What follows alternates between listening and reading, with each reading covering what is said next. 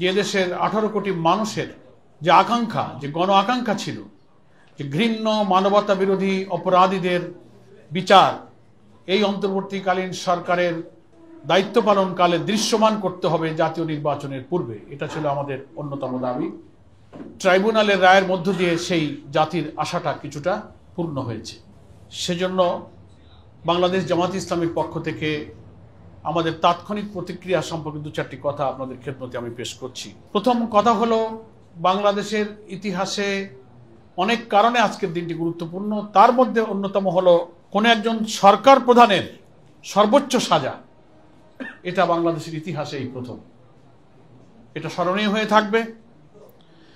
এবং আপনারা দেখেছেন, আমারও আজকে রায়, দীর্ঘ সময় ধরে যে বিচারকরা রায় পড়েছেন,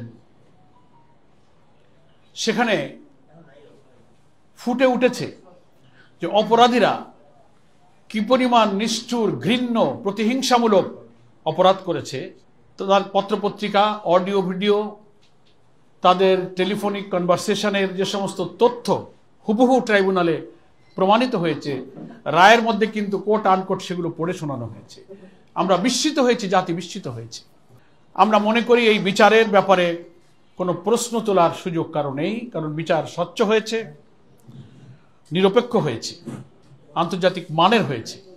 এর আগে মানবতা বিরোধী অপরাধের নামে জামাত ইসলামীর প্রিয় নেতৃবৃন্দের ব্যাপারে যে বিচার হয়েছে ট্রাইব্যুনালে, সেই বিচার নিয়ে শুধু বাংলাদেশ নয়, সারা দুনিয়াতে এটা প্রশ্নবিদ্ধ, আন্তর্জাতিক মানের হয়নি।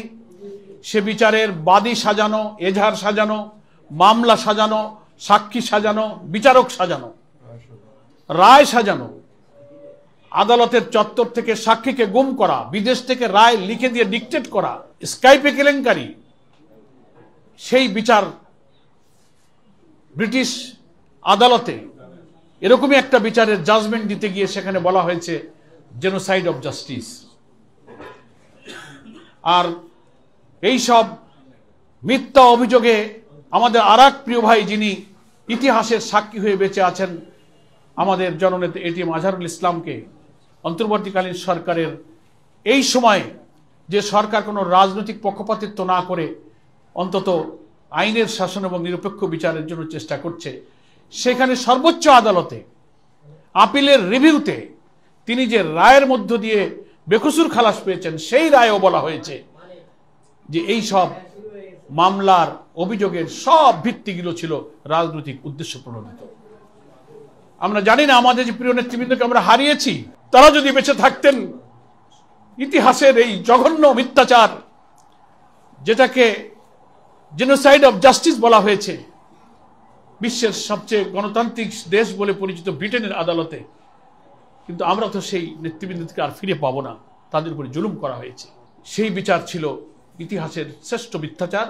কিন্তু আজকে যে রায় পাওয়া গেল, এই বিচার হচ্ছে যথার্থ, নিরপেক্ষ, স্বচ্ছ এবং প্রশ্নাতীত একটা বিচার এ জাতি পেয়েছে।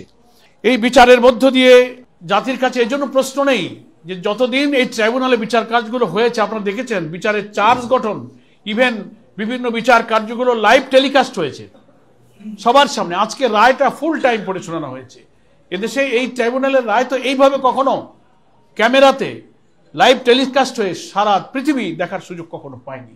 একটা ট্রান্সপারেন্ট, একটা স্বচ্ছ জাজমেন্ট এই জাতি পেয়েছে। তো আমরা মনে করি সোশ্যাল মিডিয়া, গণমাধ্যমে সব কিছু প্রচার করেছে। আজকে আমরা এতটুকু মন্তব্য করব, যাদেরকে নিষ্ঠুরভাবে হত্যা করা হয়েছে, আয়না ঘরে খুন খারাপি করে, ক্রস ফায়ারে বিভিন্নভাবে শেষ করা হয়েছে, পিলখানা, শাপলা চত্বর, আরো বিচার প্রক্রিয়া তো সামনে আছে। এটা প্রথম রায় আমরা পেলাম।